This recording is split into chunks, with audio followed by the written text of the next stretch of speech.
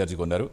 నమస్తే, good evening ఇద్దరికి. Welcome to the debate అండి. ఎస్, వస్తాను కృష్ణాంత్ గారి వాయిస్ తీసి మీ ఇద్దరి దగ్గరికి వస్తాను. కృష్ణాంత్ గారు, సో మీరు ఎలా చూస్తారు అసలు ఈ పీపీపీ విధానాన్ని ఎలా చూస్తారు? నిజంగా పబ్లిక్ ప్రైవేట్ భాగస్వామ్య ప్రైవేటీకరణగానే చూడాలా? సీట్ల కేటాయింపు, ఫీజు నియంత్రణపై ప్రభుత్వం తర్వాత వారి ఆధీనంలో ఉంటాయనుకోవచ్చు. అసలు ప్రభుత్వ హాస్పిటల్స్ దీని ప్రభావం పడుతుందా? ఎందుకు ఇంత వ్యతిరేకిస్తోంది వైసీపీ? ఎందుకు కూటమి సర్కార్ ఆ విధంగా వెళ్దాం అనుకుంటుంది? మీ అబ్జర్వేషన్ ఏంటి? నమస్తే అండి, ప్యానల్ మెంబర్స్ అందరికి కూడా నమస్కారం. నమస్తే, చెప్పండి. ఈ రోజున వైసీపీ ప్రభుత్వ హయాంలో జరిగినటువంటి మెడికల్ కాలేజీలు ఇప్పుడు కూటమి వచ్చిన తర్వాత వాటిని పీపీపీ పద్ధతిలో తీసుకెళ్లేటువంటి అంశం మీద అటు రాజకీయ పరమైనటువంటి కీలక అంశంగా ఇది మారింది.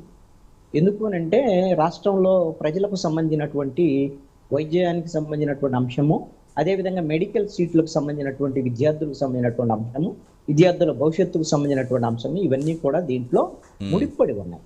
ఈ నేపథ్యంలోనే జగన్మోహన్ రెడ్డి సంవత్సరం తర్వాత ఎట్టకేలకు ప్రజా సమస్యల మీద ఒక సమస్య మీద బయటకు వచ్చి దాని మీద నిరసన వ్యక్తం చేసేటువంటి ప్రయత్నం చేస్తున్నారు. ఇది మంచి ప్రయత్నం. ఎందుకు అని అంటే ప్రతిపక్ష పార్టీ యొక్క బాధ్యత ఈ విధంగా ప్రజల తరపున ప్రజా సమస్యల మీద మాట్లాడటం, ప్రభుత్వం మీద ఒత్తిడి తీసుకురావటం, ప్రజా సమస్యల పరిష్కారం దిశగా ప్రతిపక్షం యొక్క బాధ్యత నిర్వర్తించడం అనేటువంటిది వాళ్ళ బాధ్యత. కానీ సంవత్సరంన్నర కాలంలో జగన్మోహన్ రెడ్డి చేసింది ఏంటి? ఆయన జైళ్ల యాత్రలు చేశాడు. అదేవిధంగా అనేకమైనటువంటి కుంభకోణాలు, అదేవిధంగా అక్రమాలు చేసినటువంటి వాళ్ళు జైళ్ళకి వెళ్తే వాళ్ళని పరామర్శించారు. ఇలాంటివన్నీ వాళ్ళ పార్టీకి సంబంధించినటువంటి అంశాలే. ఇది ప్రజలకు సంబంధించినటువంటి అంశాలు కాదు.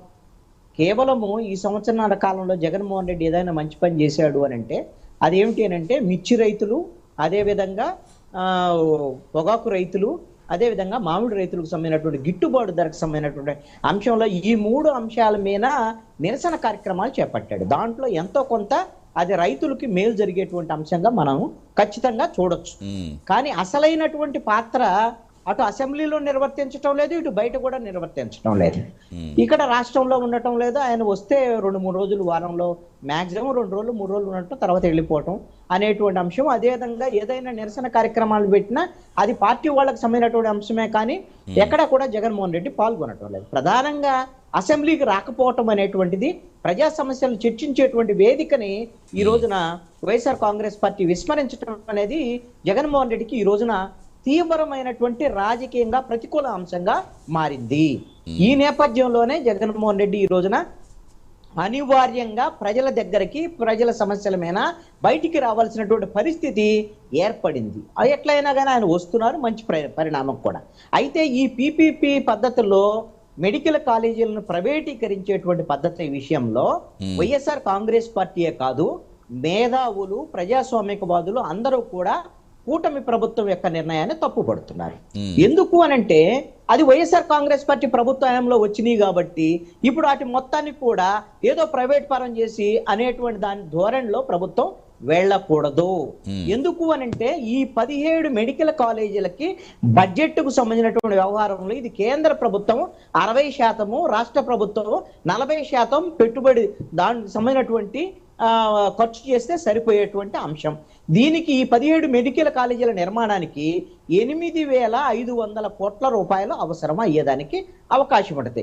దాంట్లో ఒక 5,000 కోట్లు కేంద్ర ప్రభుత్వమే భరిస్తుంది. మిగతా 3,500 కోట్లే కదా రాష్ట్ర ప్రభుత్వం భరించాల్సింది. వీళ్ళు టీడీపీ వాళ్ళు ఏం చెప్తారు? వైఎస్ఆర్ కాంగ్రెస్ పార్టీ వాళ్ళు కేవలం 8,500 కోట్లకి ఒక 400-500 కోట్లే ఖర్చు చేశారు, మిగతా ఖర్చు చేయలేదు అన్నారు. ఓకే, ఖర్చు చేయలేదు. ఇప్పుడు మీకేమన్నా భారమైనటువంటి అంశమా? డబుల్ ఇంజిన్ సర్కార్ అని చెప్తున్నారు కదా. కేంద్రంలో మీ ప్రభుత్వం ఉంది, రాష్ట్రంలో మీ ప్రభుత్వమే ఉంది. 60% నిధులు కేంద్రం నుంచి తెచ్చుకోండి.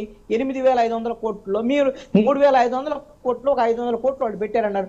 3,000 కోట్లు మీరు ఖర్చు చేయలేరా? మన రాష్ట్ర బడ్జెట్ 2.5 లక్షల కోట్ల బడ్జెట్.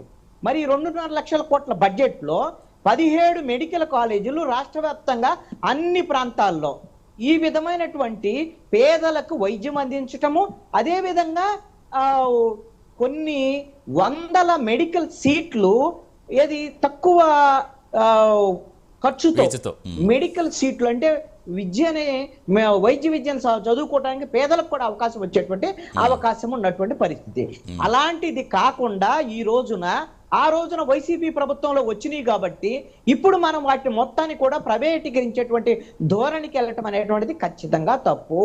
అంటే ప్రైవేట్ కాదు వాళ్ళు అని కాదు అంటే కాదు ఇప్పుడు కృష్ణాంజలి గారు, ఏదో ఇక్కడ అపోలో పూర్తిగా వాళ్ళో అంటే లేకపోతే ప్రైవేట్ కేర్ పరం హాస్పిటల్ అయిపోతుందా? వాళ్ళో అంటే పూర్తిగా అంటే వాళ్ళు చెప్పిన విధానం బట్టి పబ్లిక్ కేవలం పబ్లిక్ ప్రైవేట్ భాగస్వామ్యం అని చెప్తున్నారు కదా, పూర్తిగా ప్రైవేట్ ఆధీనంలోకి వెళ్ళిపోతుంది అనుకోవచ్చు మనం. తర్వాత ఏమన్నా గవర్నమెంట్ ఏమన్నా ఉంటుందా, పాత్ర ఉంటుందా ఇన్ కేస్ అయితే? yes, ఇది చాలా కీలకమైనటువంటి అంశం అండి.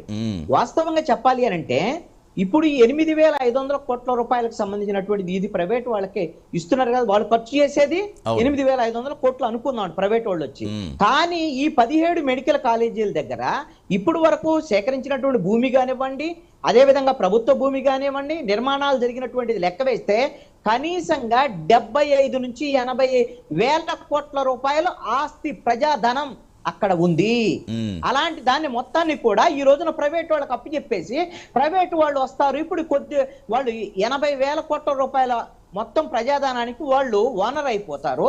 వీళ్ళు వచ్చేసి 8,500 కోట్లు ఖర్చు పెట్టేసి పర్యవేక్షణ మొత్తము వాళ్ళు ప్రైవేట్ వాళ్ళు చేస్తారు, వీళ్ళు మానిటరింగ్ చేస్తారట. ఏం మానిటరింగ్ చేస్తారు?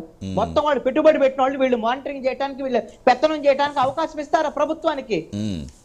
కాబట్టి ఇది పూర్తిగా ప్రైవేటైజేషన్ వైపు వెళ్లేదానికి అవకాశం ఉంటుంది. పేదలకు అన్యాయం జరిగిద్ది. పేద విద్యార్థులు వైద్య విద్యను చదువుకునేటువంటి అవకాశాలు ఉండవు. ఈ నిర్ణయం, ఈ విషయంలో తెలుగుదేశం, జనసేన, బీజేపీ కూటమి ఈ నిర్ణయం నుంచి ఖచ్చితంగా వెనక్కి తీసుకోవాలి ఈ నిర్ణయాన్ని.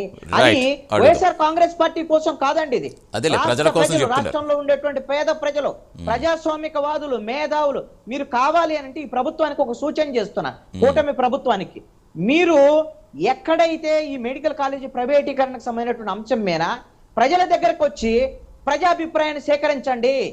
నిష్పక్షపాతంగా ప్రజాభిప్రాయాన్ని తీసుకొని వాళ్ళు ప్రైవేటీకరణ ఒప్పుకుంటున్నారు అంటే మీరు ప్రైవేటీకరణ ఒప్పుకోండి.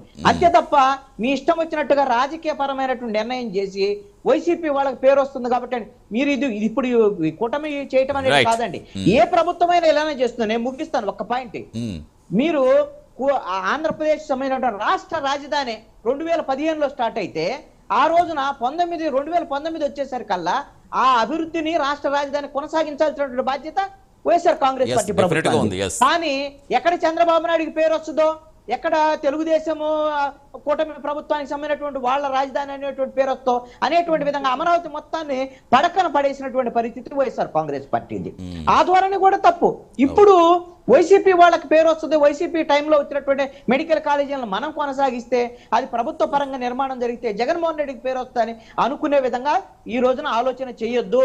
కూటమి ప్రభుత్వం గిన పెట్టుబడి ఈ రోజున 8,500 కోట్ల రూపాయల గురించి ఆలోచించకుండా లక్షల కోట్ల రూపాయల బడ్జెట్ ఉన్నటువంటి మన రాష్ట్రము, మనము ఇప్పుడు 50,000 కోట్ల రూపాయలతో అమరావతి రాజధాని నిర్మాణ పనులు చేపడుతున్నాం. అలాంటి పరిస్థితుల్లో 8,500 కోట్లు మనం ఖర్చు చేసుకోలేము. దాంట్లో 3,500 కోట్లే రాష్ట్రం పెట్టేది, కేంద్ర ప్రభుత్వం వచ్చేటువంటి పరిస్థితి ఉంది. కాబట్టి రాజకీయాలను పక్కన పెట్టండి. రాష్ట్రంలో పేద ప్రజలకు సంబంధించినటువంటి ఈ వైద్యానికి సంబంధించినటువంటి విషయంలో దీన్ని ప్రైవేటీకరించేటువంటి ప్రయత్నాన్ని కూటమి ప్రభుత్వం చెయ్యొద్దు అనేటువంటి విషయాన్ని మాత్రం నేను స్పష్టంగా మీరైతే అడ్వైట్ చేస్తున్నారు. ఎస్ లక్ష్మీ భార్గవ్ గారు, సో ఏం చెప్తారు? అసలు